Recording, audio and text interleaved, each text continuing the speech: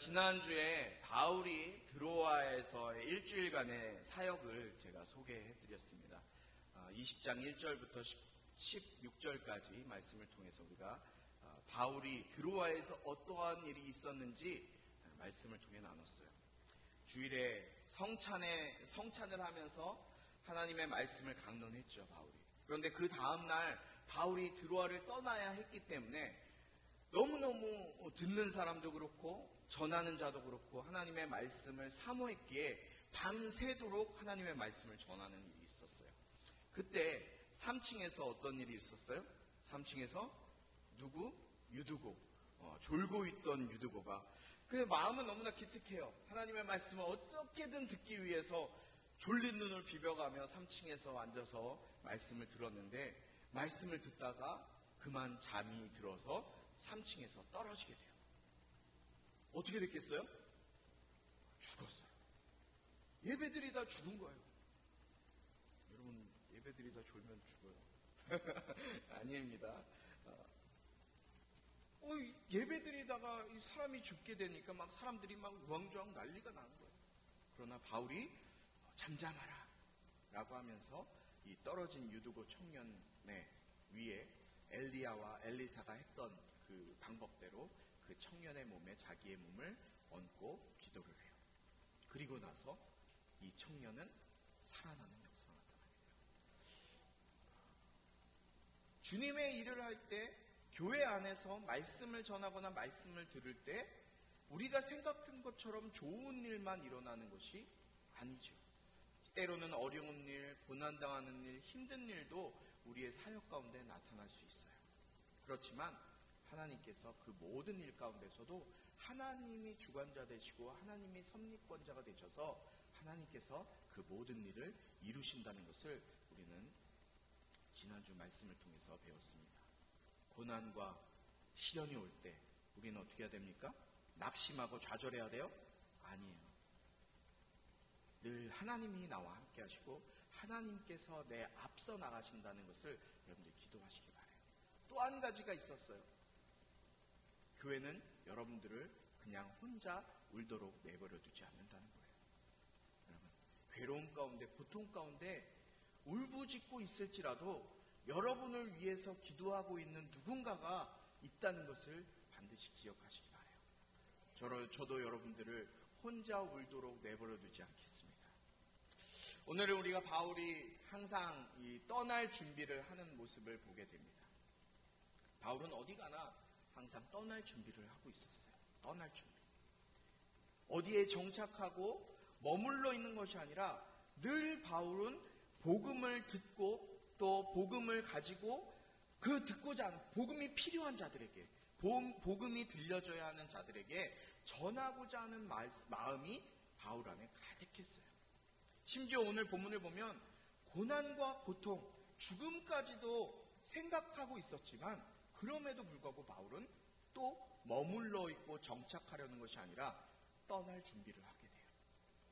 여러분, 우리는 떠날 준비를 해야 되는 사람들이에요.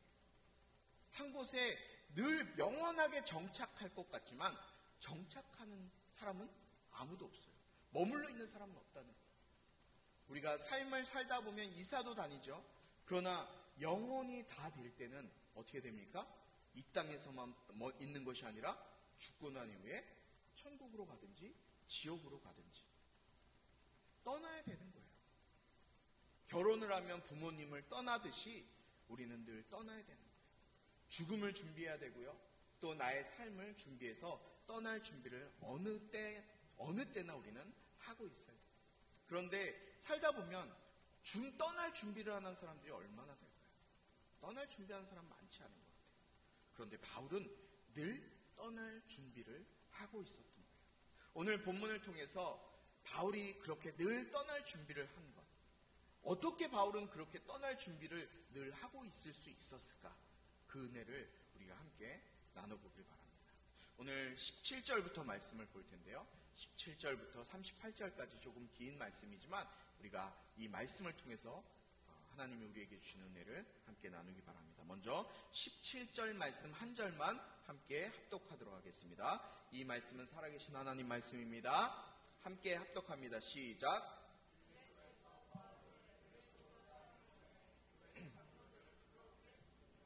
아멘. 바울은 밀레도에 도착해서 에베소로 사람을 보내서 교회 장로들을 이제 그 밀레도로 오게 했어요. 지금 지도에 보시는 것처럼 드로아, 우리 5번을 지난 시간에 보았어요. 5번 드로아에서 유두고를 살리죠. 그리고 드로아에 있다가 떠나서 이제 밀레도라는 지역, 저 6번이라고 써있는 맨 밑에 남쪽으로 이제 내려오게 됩니다. 지금 이곳은 터키 지역이에요. 터키의 맨 밑에 쪽 지역, 드로아라는 곳에, 밀레도라는 곳에 오게 됩니다. 이 밀레도에서 에베소, 그 위쪽, 바로 위쪽에 있는 에베소로 사람을 보내서 그 에베소 교회의 장로들을 또 이렇게 초청해서 바울이 만나게 돼요. 바울은 하루속히 빨리 예루살렘으로 가야 했기 때문에 시간을 지체할 수가 없어서 자신이 에베소를 가는 것보다 에베소의 장로와 감독들을 교회로 오게 하는 것이 우선이었던 것 같아요. 지금 여기서 이야기하는 장로라고 얘기하는 사람들은 감독이라고 얘기할 수 있어요. 장로, 감독 같은 말입니다. 이들은 교회의 행정과 또 목회 이런 것들을 감당했던 교회의 지도자들을 얘기해요. 바울은 그 에베소 교회의 지도자들을 불러서 함께 교제하며 마지막 유언의 말을 이 에베소 교회 지도자들에게 남기고 있어요. 그 에베소 교회 지도자들과 만나 바울이 나눴던 마지막 유언의 말씀이 18절부터 21절까지에 기록되어 있습니다. 우리 18절부터 21절까지 말씀을 교독하도록 하겠습니다. 제가 먼저 읽겠습니다. 장로들이 도착하자 바울이 말했습니다. 내가 아시아 지방에 처음 간 그날부터 내가 여러분과 함께 있는 동안 어떻게 살았는지는 여러분이 잘 알 것입니다.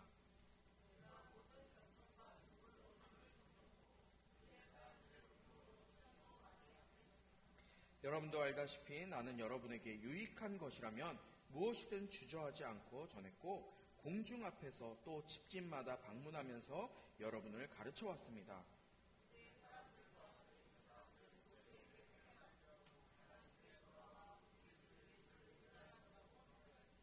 아멘.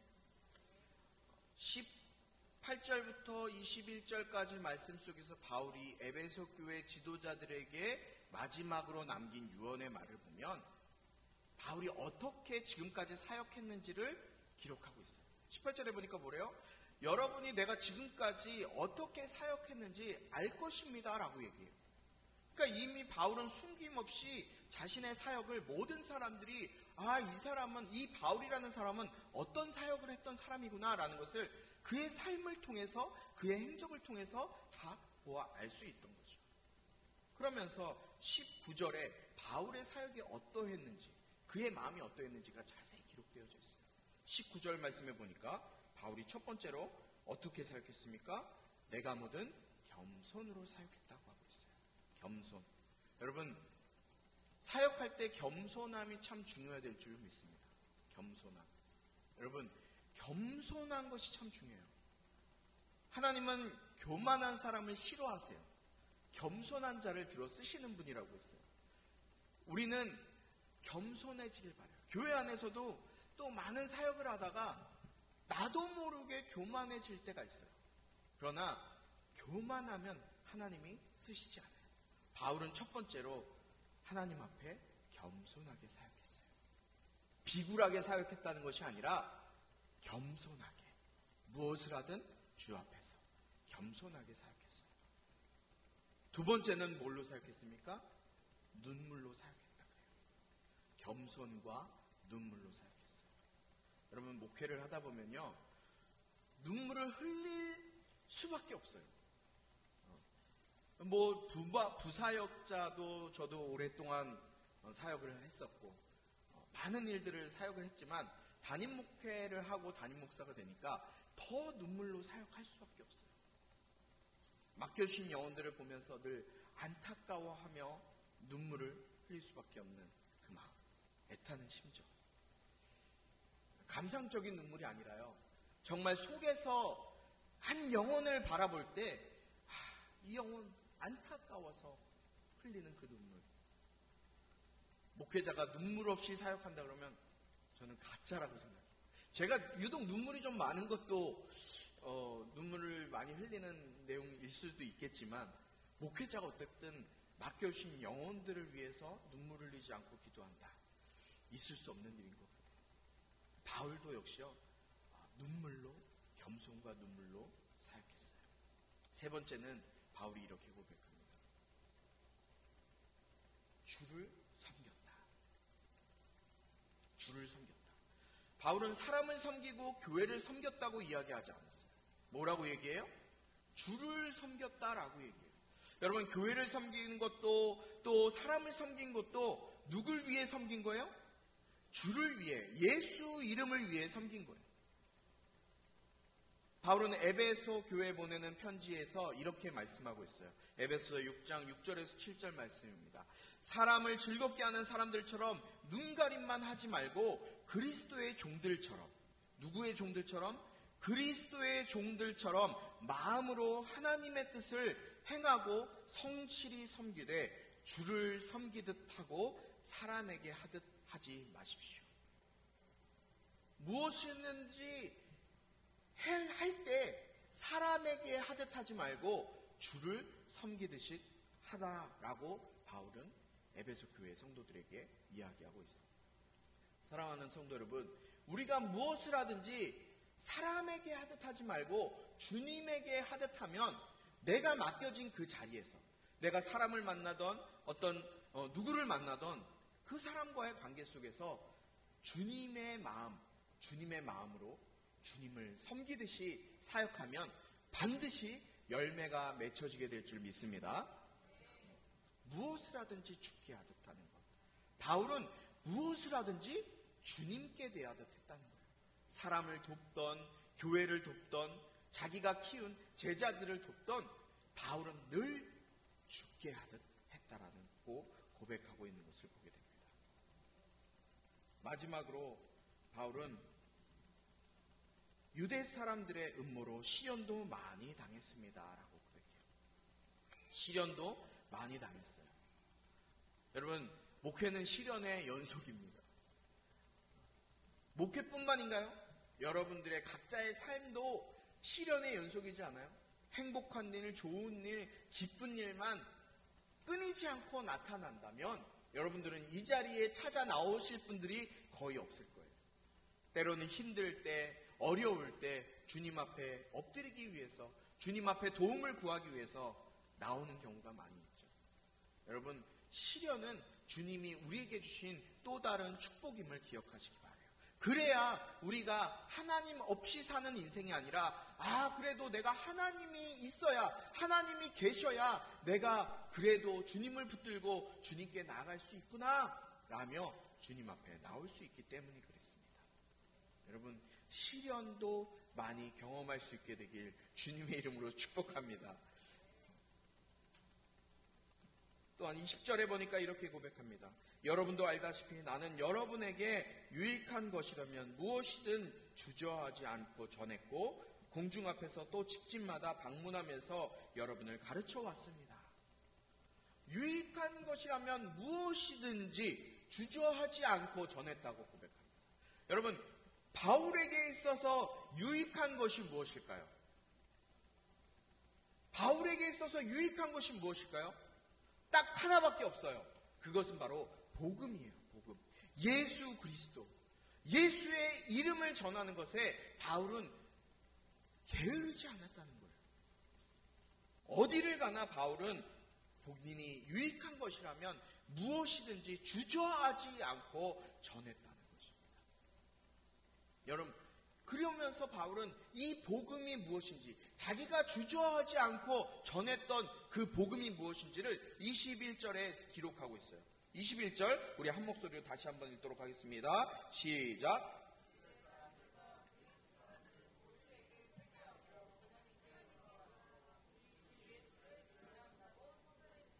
아멘. 뭐라고요? 유대 사람들과 그리스 사람들, 그러니까 모든 사람들을 얘기하는 거예요. 모든 사람들에게 첫 번째로 뭐 하라고요? 회개하라. 회개하라는 것은 어떤 의미입니까? 내가 하나님과 관계가 끊어져서 하나님 없이 살았던 나의 인생을 주님 앞에 회개하라는 거예요. 아, 나는 하나님 없이도 잘 돼. 하나님 없이도 잘 살 수 있어. 그 마음, 그것이 죄기 때문에, 예수 없이 사는 게 죄기 때문에 그 마음을 회개하라고 먼저 말합니다. 그리고 그 다음에 어떻게 해요? 하나님께 돌아오라고 말하고 있어요. 회개하고 하나님께 돌아와. 누구를 믿어야 됩니까? 주 예수를 믿으라고 바울은 외치고 있다는 것입니다. 사랑하는 우리 꿈꾸는 교회 성도 여러분, 오늘 이 자리에 예배하는 여러분 회개하고 주님께 돌아와 주 예수를 믿음으로 구원받을 수 있는 우리 모두가 되길 주님의 이름으로 축원합니다. 22절부터 24절까지의 말씀을 함께 합독하도록 합니다. 시작. 그리고 지금 나는 성령의 강권하심 가운데 예루살렘에 가려고 합니다. 그곳에서 내가 무슨 일을 당할지는 알 수 없습니다. 오직 내가 아는 것은 어떤 도시에 가든지 감옥과 고난이 나를 기다리고 있을 것을 성령께서 내게 증언해 주실 뿐입니다. 그러나 나는 내가 달려갈 길과 주 예수께서 내게 주신 사명, 곧 하나님의 은혜의 복음을 증언하는 사명을 다 완성하기 위해서라면 내 생명을 조금도 귀한 것으로 여기지 않습니다. 아멘. 바울은 예루살렘으로 돌아가야 됐어요. 예루살렘으로 왜 가야 된다고 지난 시간에 말씀드렸죠? 기억이 안 나시죠? 잊어버리는 것도 은혜입니다. 바울은 이 소아시아 교회에서 예루살렘 교회에 헌금을 한 연보가 있었어요. 그러니까 바울을 통해서 예루살렘 교회에 이 헌금한 것을 빨리 전해줘라라는 사명을 띠고 있었어요. 여러분, 이 예루살렘 교회는 지금 굉장한 큰 기근으로 어려움을 당하고 있었거든요. 그러니까 제일 큰 교회고 가장 처음에 시작된 초대 교회였지만 예루살렘 교회가 어려움을 당하고 있을 때 이방인, 아주 예수님을 믿은 지 얼마 되지 않은 이방인의 작은 교회들이 자신들이 직접 누가 하라고 하지도 않았는데 이 예루살렘 교회의 어려움을 알고 자신들이 직접 헌금을 한 거예요. 그 헌금을 가지고 바울이 예루살렘 교회로 가야 했어요. 그런데 이 예루살렘에 가야 하는데 이 예루살렘 교회에서 어떤 일이 있을지 몰랐을까요?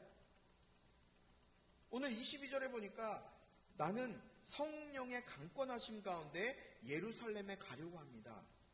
그러나 그곳에서 내가 무슨 일을 당하는지는 알 수 없습니다.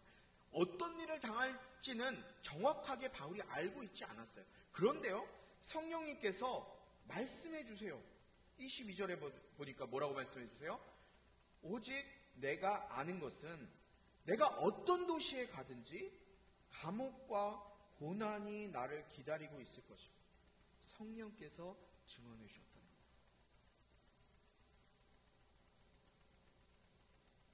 여러분, 바울이요, 성령을 통해서 들은 말씀이 뭐예요? 예루살렘뿐만이 아니라 바울이 어디를 가든지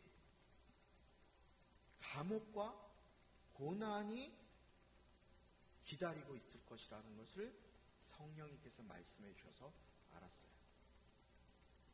그런데 바울은요, 고난과 감옥이 있는 곳으로 나아가요. 그러면 종교가 어떤 것이죠? 종교라고 물어보면은 알고는 있는데 쉽게 대답을 못 하시더라고요. 종교는 뭐예요? 종교는 내가 맡고 내 인생을 맡길 만한 믿음이 있는 신념을 종교심이라고 합니다. 종교. 그런데 그 종교는요, 우리의 인생의 행복함을 위해서 믿는 것이 종교예요. 그렇죠?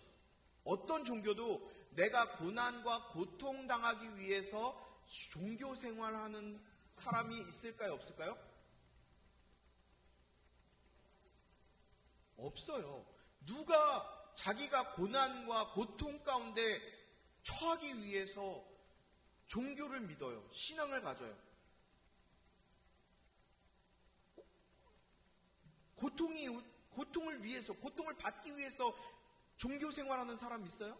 불교도 그렇고 힌두교도 그렇고 이슬람도 그렇고 고통을 받기 위해서 신앙생활하는 사람은 없어요. 행복해지기 위해서, 내가 조금 더 행복하고 내가 조금 더 갖고 내가 조금 더 누리기 위해서 종교 생활을 하는 거예요. 그런데 오늘 바울은요, 고난과 감옥이 있음을 알지만 그 고난을 향해서 바울이 나아가고 있다는 거예요. 여러분, 정말 고난을 위해서, 고통을 받기 위해서 신앙생활하는 분은 계십니까? 우리는요, 바울은요, 무엇 때문에 신앙생활 하나요? 단 한 가지였어요. 예수 이름. 예수 복음이에요. 우리가 여러분들 교회에 나오십시오, 예수 믿으십시오 하는 이유가 뭐예요? 여러분들의 영혼을 위해서 믿으라는 거예요. 저를 위해서 믿으라는 게 아니에요. 말씀을 들으십시오. 예배 드리십시오. 여러분들이 하나님과 더 가까운 교제를 가지셔야 여러분들의 영혼이 잘 됩니다.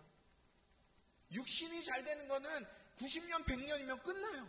그러나 영혼이 잘 되는 것은 영원히 지속될 수밖에 없는 거예요. 바울은 그것을 알았어요. 그 비결을 알았어요. 그래서 바울은요, 복음에 자신의 생명을 건 것이에요. 사랑하는 우리 성도 여러분, 우리 역시도 복음의 생명을 걸 수 있게 주님의 이름으로 축복합니다. 예수의 이름에 생명을 걸 수 있게 되길 주님의 이름에 축복합니다. 우리가 24절 말씀 많이 들었습니다. 이 말씀 함께 다시 한번 읽어볼까요? 24절입니다. 시작. 그러나 나는 내가 달려갈 길과 주 예수께서 내게 주신 사명, 곧 하나님의 은혜의 복음을 증언하는 사명을 다 완성하기 위해서라면 내 생명을 조금도 귀한 것으로 여기지 않습니다. 아멘. 바울은요, 자기의 사명을 명확하게 알고 있었어요.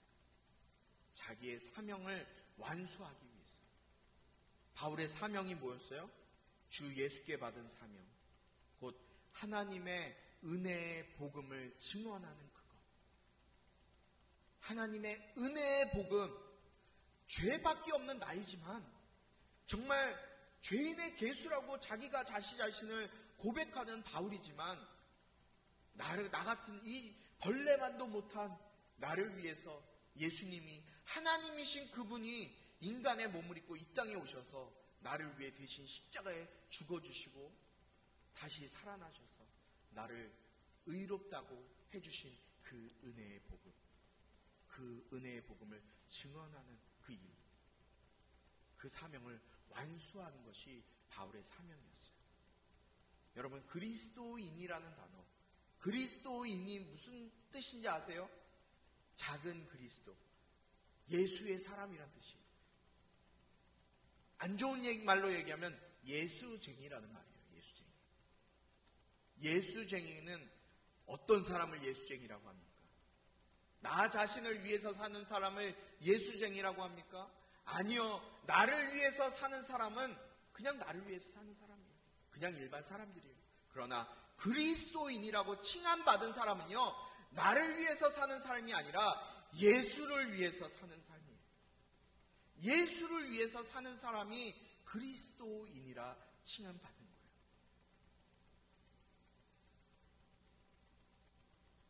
저는 이 자리에 예배하는 우리 모두가 나 자신을 위해서 사는 인생이 아니라 예수를 위해서, 주를 위해서 사는 그리스도인이 되길 주님의 이름으로 축복합니다. 정말 그렇게 됐으면 좋겠어요. 나 자신만을, 우리 가족만을 위해서 사는 인생이 아니라 예수의 이름을 위해서 사는 인생. 우리 25절부터 27절까지 한 목소리로 다시 읽습니다. 시작. 내가 지금까지 여러분 가운데 다니면서 하나님 나라를 전파해 왔으나 이제 여러분이 다시는 나를 보지 못할 것이라는 것을 압니다. 그래서 오늘 내가 여러분에게 분명히 선언하지만 여러분 가운데 누가 멸망에 빠진다 해도 그것은 내 책임이 아닙니다. 나는 하나님의 모든 뜻을 주저함 없이 여러분에게 전파했기 때문입니다. 아멘. 바울은 다시는 여러분들을 보지 못할 것이라는 것을 지금 이야기하고 시작하고 있어요. 다시 못 봐요, 여러분. 그러나 나도 여러분께 이것을 전하기 원해요. 나는 지금까지 여러분에게 한 것 이거밖에 없어요. 복음, 예수만 전했어요. 예수밖에 전한 것이 없어요. 여러분께 예수의 이름만 전했어요. 그런데 여러분들이 아직도 그 예수의 이름을 갖고 있지 않다면 여러분들이 멸망당할 때 그것은 내 책임 아니에요. 여러분, 때로는 제가 설교할 때 좀 재미없다고 말씀하시는 분이 계세요. 맞아요. 저 재미없게 설교해요. 웃기게 재밌게 설교할 수도 있을지도 모르겠지만 제 마음 가운데 제가 배워왔던 설교의 그 모습들을 보면요, 제가 깨닫고 제가 느낀 건요, 지금 이 때를 볼 때 희희낙낙거리고 재밌고 복받는다는 설교 해서 영혼 죽이면 어떡할까라는 걱정이 제 마음에 듭니다. 정말 이 바울이 자기의 마지막 때 말씀을 전하면서 당신들이 이 지금 멸망이 올 때, 마지막 때가 올 때, 난 당신들에게 지금 다 전했어요. 예수의 이름을 전했고, 복음을 다 전했어요. 그런데 그 멸망 때에 여러분들 지옥 가는 거 내 책임 아니에요. 난 이미 다 전했어요. 저는 정말 이 자리에 예배하는 여러분들이 한 영혼도 지옥에 가거나 예수께 떨어지는 일이 없길 주님의 이름으로 축복합니다. 그 안타까움이 있는 거예요. 이 말씀을 준비하면서 저에게 더 절실하게 이 마음이 느껴졌어요. 바울의 마음. 주님께서 맡겨주신 한 영혼 한 영혼에게 나는 그냥 딴소리하지 않고 성경 말씀만 그대로 전하고 읽고 주님께서 깨닫게 하신 거 전했어요. 그런데 물론 재미없어요. 졸기도 해야 할 거예요. 뭐 전하는 자가 재미없었으니까 조는 건 당연하죠. 그렇지만 여러분이 이 말씀을 듣지 못해서 제대로 깨닫지 못해서 영혼에 멸망당하는 걸 원치 않는다는 거예요. 바울도 지금 그 마음을 가지고 사도행전 20장 말씀을 기록해내고 있는 겁니다. 우리 28절부터 31절까지 교독하도록 합니다. 제가 먼저 읽습니다. 여러분은 자신과 양떼를 잘 살피고 조심하십시오. 성령께서 여러분을 감독자로 세우셔서 하나님께서 자기 피로 사신 교회를 돌보게 하셨습니다.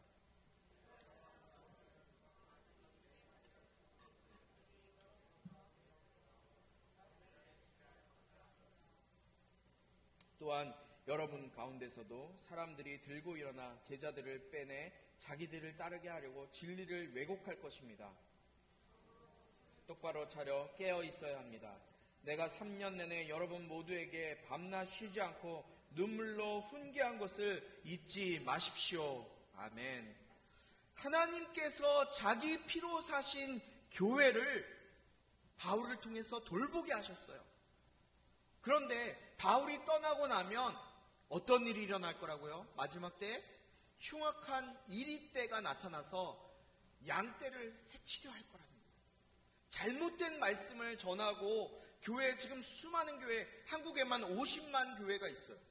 이 많은 교회들 가운데 정말 성도들의 마음에 들기에 좋은, 듣기에 좋은, 감상적으로 누릴 수 있는 감동을 주는, 그 감동만으로 눈물을 흘리게 하는 그런 설교들이 많이 있을 수 있어요. 그러나 정작 그 안에 예수의 복음이 없는 말씀도 있다는 거예요. 제자들을 빼내 자기들을 따르게 하려고 진리를 왜곡한다고 바울이 말하고 있어요. 여러분, 그런데 바울이 31절에 뭐라고 그럽니까? 정신을 똑바로 차려 깨어 있으라고 말하고 있어요. 깨어 있으라고. 사랑하는 우리 꿈꾸는 교성들 여러분, 말씀에 깨어 있길 주님의 이름으로 축복합니다. 깨어 있으세요. 영적으로 깨어 있으란 얘기예요. 눈 뜨고 잠자지 말고 이러고 있으란 얘기가 아니라 영이 깨어 있으라는 거예요. 하나님의 말씀을 들을 때 그 말씀을 하나님의 말씀으로 받으라는 거예요. 우리 마지막 바울의 에베소 교회 지도자들을 위한 마지막 당부 32절부터 38절까지 말씀을 함께 읽습니다. 교독합니다. 내가 여러분을 하나님과 그분의 은혜의 말씀에 맡깁니다. 그 말씀이 여러분을 든든하게 세워 거룩함을 입은 모든 사람들 가운데 기업을 받게 하실 것입니다.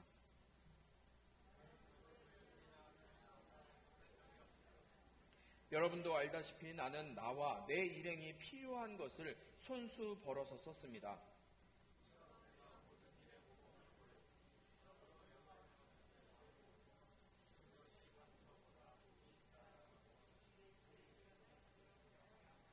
바울은 이 말을 마치고 나서 그들 모두와 함께 무릎을 꿇고 기도했습니다.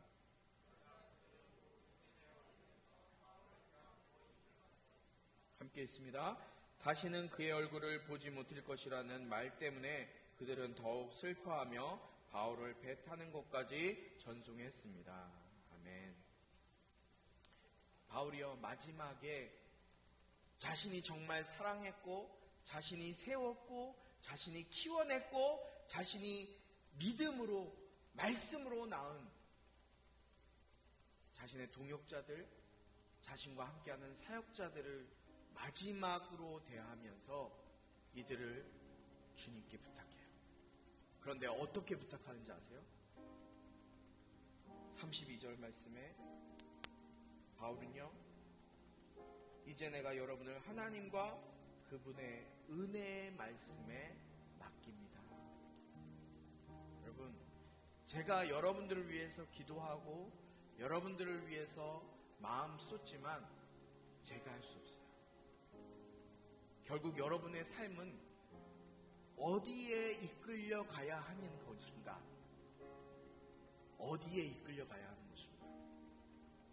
바울은 그것을 알았어요. 아무리 좋은 설교, 아무리 좋은 기도, 아무리 좋은 찬양,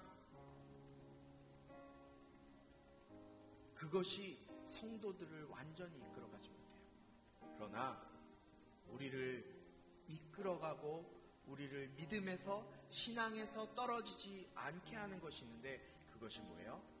하나님의 말씀이에요.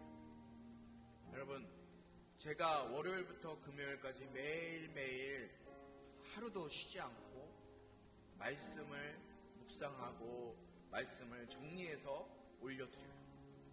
왜 그 수고를 할까요?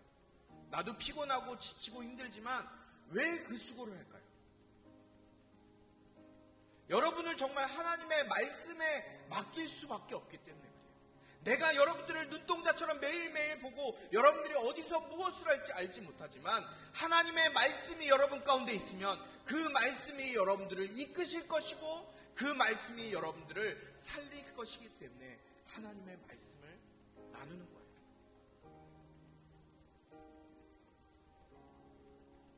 여러분들을 끝까지 이끌 수 있는 것은 하나님의 말씀입니다.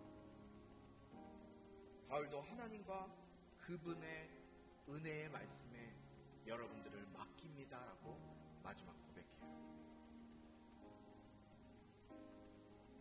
그리고 바울은 나는 텐트 메이커입니다. 우리 선교 팀들은 다 배웠죠. 텐트 메이커는 무슨 의미예요? 자비량 선교사라는 거예요. 누구로부터 돈을 받고 어떤 도움을 받아서 사역한 것이 아니라 자비량으로 섬겼습니다. 그러면서 주님께서 하신 말씀인데요. 말씀 속에서는 마태, 마가, 누가, 요한, 사복음서에서는 찾아볼 수가 없습니다. 주는 것이 받는 것이 복되도다. 여러분, 이것을 기억하세요. 마지막에 바울이 이야기합니다. 주는 것이 받는 것보다 복되도다. 하지만 주님이 말씀하셨어요. 받으려고만 하지 말라는 거예요. 여러분, 주는 것이 받는 것보다 복이 있습니다. 여러분, 우리는 무엇을 줘야 합니까? 돈을 주라는 거예요? 아니에요. 우리는 무엇을 줄 수 있어요? 예수의 이름을 나눠주시기 바라요. 예수의 복음을 나눠주시기 바라요. 여러분, 여러분, 우리가 줄 수 있는 건 예수 이름, 예수 생명, 어두움 가운데 그 어둠을 몰아낼 수 있는 능력, 바로 예수의 빛을 여러분들이 나눠주길 바랍니다. 바울은 평생 복음의 생명을 걸었어요. 감옥에 가고 고난당하고 어려운 일이 있을 것을 알면서도 복음의 생명을 걸었기 때문에 그 고난의 길을 걸어갔어요. 오늘 우리 일본 선교팀 모여서 여기서 영상을 볼 텐데, 여러분, 일본에 우리나라보다 500년 앞서서 기독교가 전파됐어요. 그러나 0.4%의 복음화율밖에 안 돼요. 그런데 그 250년이라는 세월을 지내오면서 일본이 얼마나 심한 핍박과 어려움을 당했는지 오늘 여러분들 보게 될 거예요. 그 어려움이 여러분들에게 있다면 과연 나는 내 신앙을 지킬 수 있을 것인가? 예수 이름 부인하지 않고 주님의 이름을 끝까지 지킬 수 있을 것인가? 고민하게 될 거예요. 사랑하는 우리 꿈꾸는교회 성도 여러분, 복음의 생명을 걸어봅시다. 예수의 이름의 생명을 걸어봅시다. 내가 할 수 없으니 성령님께 도움을 구하는 거예요. 나를 위해서 중보하시고 나를 위해서 기도하시는 예수님께 나아갈 수밖에 없는 거예요. 그게 예수의 이름 앞에 무릎을 꿇는 거예요. 오늘 예배하는 저와 여러분 모두에게 이 놀라운 축복의 은혜가 흘러넘치게 되길 주님의 이름으로 축원합니다. 예수 그리스도의 은혜와 하나님 아버지의 극진하신 사랑과 성령의 감화와 감동, 치유, 회복, 세워주심의 은혜가 이 시간 바알과 같이 예수 이름에 생명 걸고 주님 앞에 나아가기로 다짐하고 작정하는 모든 심령들 가운데 지금부터 영원토록 함께하기를 축원하옵나이다.